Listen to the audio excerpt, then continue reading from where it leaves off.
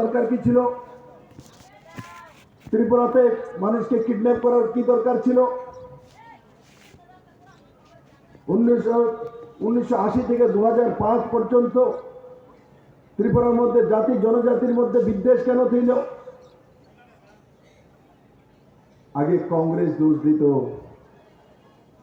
যেগুলি সব সিপিএম করেছে। আগে কংগ্রেস দোষ দিত এই সবগুলো এই কল্যাণপুর বাজারে হয়তোবা কংগ্রেসের নেতৃত্বরা অনেক ভাষণ দিয়েছে, এই 26 জনকে নৃশংসভাবে হত্যা করেছে সিপিএম এর এটিটিএফ। বলতো না? ভাষণ দেওয়ার জন্য আসতো না? কল্যাণপুরে কংগ্রেসের নেতৃত্বরা আসতো এই ভাষণটা দেওয়ার জন্য, আসতো ওই শহীদ মিনারে ফুল চড়ানোর জন্য। আমি তাদেরকে জিজ্ঞাসা করতে চাই, কংগ্রেস সিপিএম নামধারী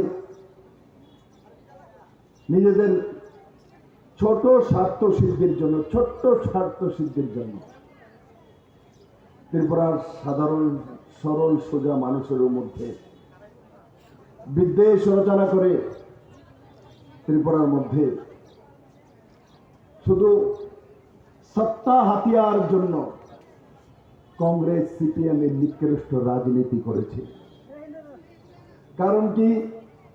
কমিউনিস্ট পার্টির কাছে রাজনীতি করার জন্য কোনো ঠোস প্রোগ্রাম ছিল না। কমিউনিস্ট পার্টির কাছে ত্রিপুরার উন্নয়নের জন্য কোনো ঠোস প্রোগ্রাম ছিল না। কমিউনিস্ট পার্টির কাছে ত্রিপুরার যুবাদের উন্নয়নের জন্য কোনো কার্যক্রম ছিল না। কমিউনিস্ট পার্টির কাছে নারী সমিতি করাবে, মহিলাদেরকে এগিয়ে নেওয়ার জন্য কোনো কার্যক্রম ছিল না। কমিউনিস্ট পার্টির কাছে কৃষকদের জন্য কোনো কার্যক্রম ছিল না। কমিউনিস্ট পার্টির কাছে ছাত্রদের জন্য কোনো কার্যক্রম ছিল না। আর তার কারণে রাজনৈতিক প্রতিহিংসা তৈরি করা, কংগ্রেস সিপিএম এর মধ্যে বিদ্বেষ তৈরি করে, একে অপরের বিদ্বেষ তৈরি করে রাখবে, তো আপনি গিয়ে সিপিএম এর মিছিল হাঁটবে। কংগ্রেসও সেই রাস্তা হাঁটতো। কংগ্রেসের ক্যারেক্টারটা কি এ রাজ্যের মধ্যে? এ রাজ্যে যারা কংগ্রেসের নেতৃত্ব করতেন এদের ক্যারেক্টারটা কি? এদের ক্যারেক্টারটা হচ্ছে প্রতি ইলেকশনে আয়ে বর্তাছি, আর সবার করব 2013-তে এই যেই মাত্র রেজাল্ট দেবে আমরা কংগ্রেস চলে আসছি, তারপর সিপিএম এর যত নেতা নেতৃত্ব আছে যা আছে তাদের বাড়ি ঘর জ্বালিয়ে দিব, মেয়ে উঠিয়ে আনবো, তার বাড়ি দখল করব, তার গাড়ি নিয়ে নেব। ইলেকশনের আগে কংগ্রেসের নেতাদের কথায়, কংগ্রেসের নেতৃত্বের কথায় সাধারণ কংগ্রেস কর্মী সেগুলো করত। আর তার পরিণাম যেই মাত্র 2013-তে হোক, 2008-এ হোক, 98-এ হোক, 1994-তে হোক, লাগাতার 25 বছর কমিউনিস্ট এখানে সত্তাতে ছিল। আর এই 25টা বছরের মধ্যে 5 বার ইলেকশন হয়েছে, 5 বার কংগ্রেসের নেতৃত্ব বলতো আমরা চললে আসতেছি, আমরা এ পড়তাছি।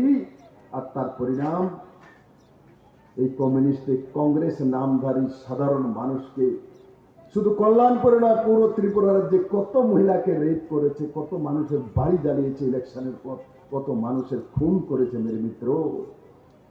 কিন্তু বিপ্লব দেব ভারতীয় জনতা পার্টির প্রথম মুখ্যমন্ত্রী। আমি বলতে পারি এ রাজ্যের মধ্যে 25 বছর পর কমিউনিস্টকে হারিয়ে ভারতীয় জনতা পার্টির সরকার হয়েছে। মাননীয় প্রধানমন্ত্রী অমিত ভাই শাহকে মুখ্যমন্ত্রী নির্বাচিত করেছে। ভারতীয় জনতা পার্টির সরকার আসার পর কল্যাণপুরে একজনও কমিউনিস্টের নেতাকে খুন করা হয়নি মেরে মিত্র। পুরো ত্রিপুরাতে কোন কমিউনিস্টের নেতাকে রাজনৈতিক খুন করা হয়নি মেরে মিত্র। কারণ কি? ভারতীয় জনতা পার্টি ছেলে বিপ্লব দেব, আপনাদের ভাই তখন বসেছিল। কারণ কি? বিপ্লব দেব জানে যারা কমিউনিস্ট আজও করে, যারা কংগ্রেস করে, এরাও ত্রিপুরার মাটিতে জন্ম নিয়েছে। এরা আজকে কংগ্রেস কমিউনিস্টে ভোট দিয়েছে, আগামী দিন পদ্ম বলে ভোট দেবে। এরা নরেন্দ্র ভাই মোদীকে ভারতের প্রধানমন্ত্রী দেখতে চায়। এরা ভারতের মাটিতে জন্মগ্রহণ করেছে। ত্রিপুরেশ্বরী মায়ের এই পবিত্র ভূমিতে জাতি জনজাতির পবিত্র স্থলের মধ্যে জন্মগ্রহণ করেছে। বিপ্লব দেব তাদের দুশ্মন হতে পারে না, নরেন্দ্র ভাই মোদী দুশ্মন হতে পারে না। কিন্তু কংগ্রেস আর সিপিএম 50 থেকে 60 বছর একে অপরের দুশ্মন। এই মানসিকতা নিয়ে ত্রিপুরার মধ্যে বিদ্বেষ, আর এই বিদ্বেষের পরিণাম 1980 দাঙ্গা, আর এই বিদ্বেষের পরিণাম 1996 12 ডিসেম্বর 26 জনকে নৃশংসভাবে হত্যা করা, তার বিদ্বেষের পরিণাম মেনে নিতে হবে।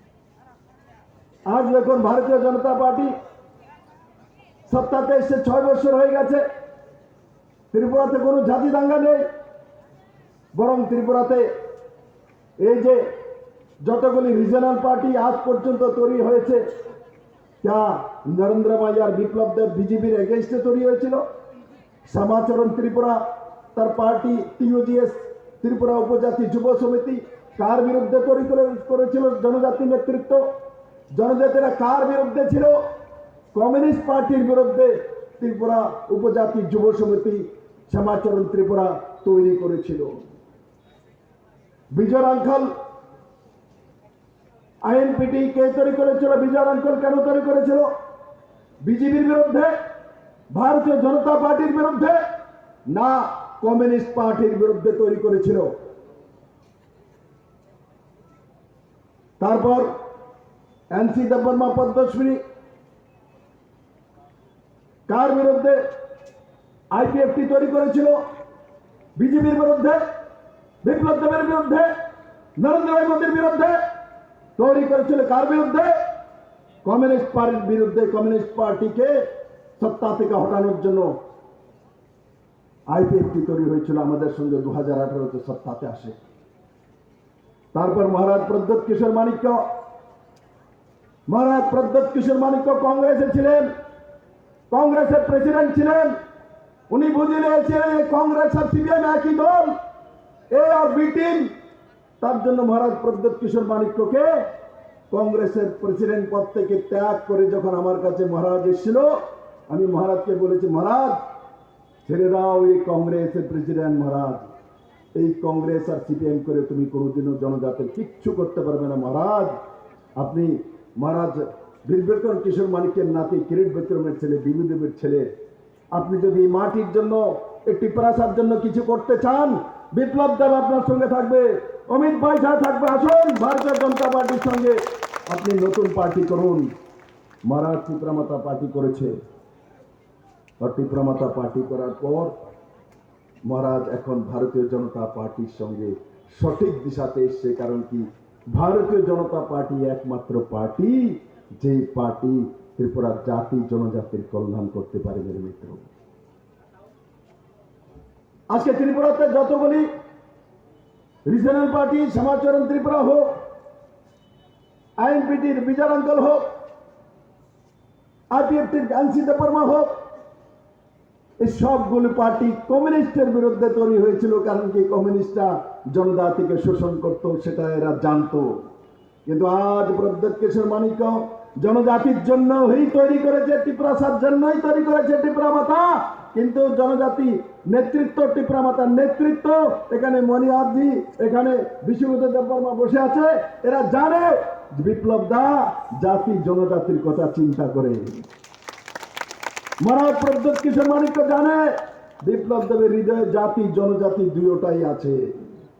আর তার শুধু আছে বলে আমরা থাকি না, তার প্রমাণও মহারাজ প্রদ্যোৎ কিশোর মাণিক্য দেখেন।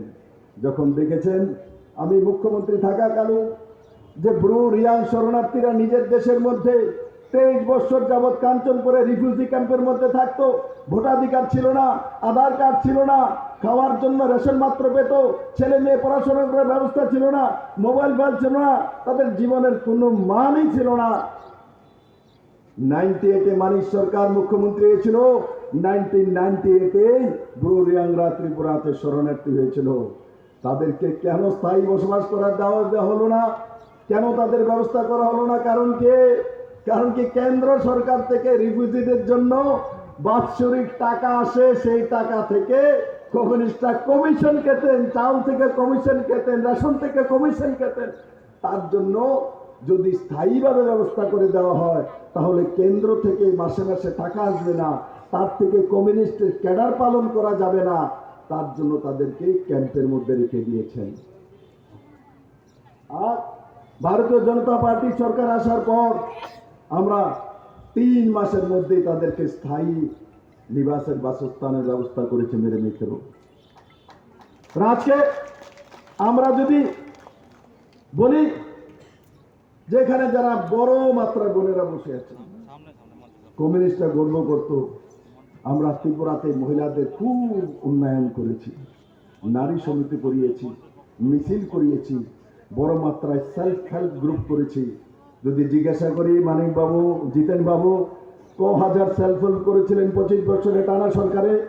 মাত্র 6000 সেলফ হেল্প গ্রুপ করেছিলেন, মাত্র 6000 সেলফ হেল্প গ্রুপ মহিলাদের। তার মধ্যে 60 থেকে 65,000 মহিলা কাজ করত।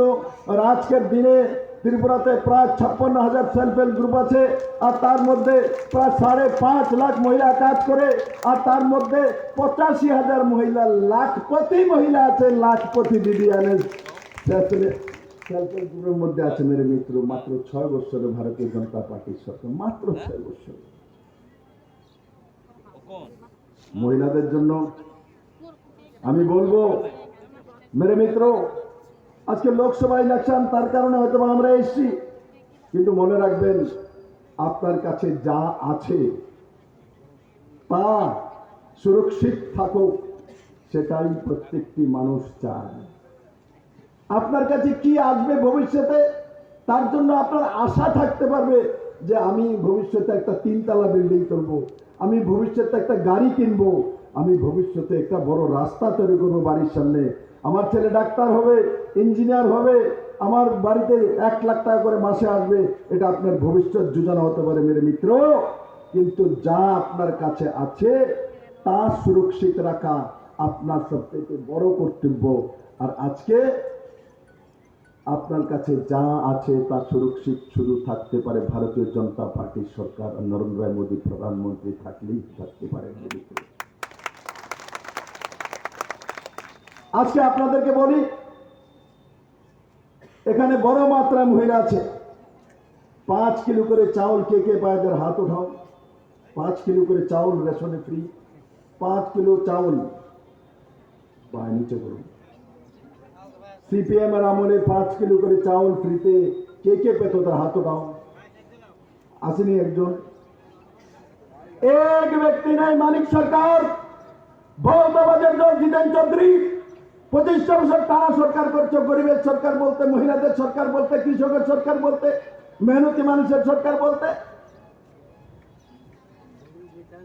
1 পয়সার চাউল ফ্রিতে দিতে পারুনি। নরেন্দ্র ভাই মোদী আসার পর 5 কিলো করে ফ্রি চাউল দেয় মহিলাদেরকে।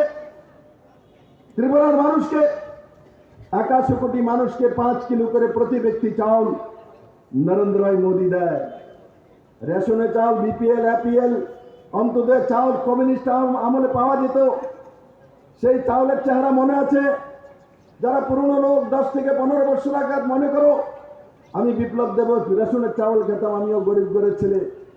খেয়াল আছে চাউলের কথা? কমিউনিস্টের সময় রেশনে কোন চাউল পাওয়া যেত?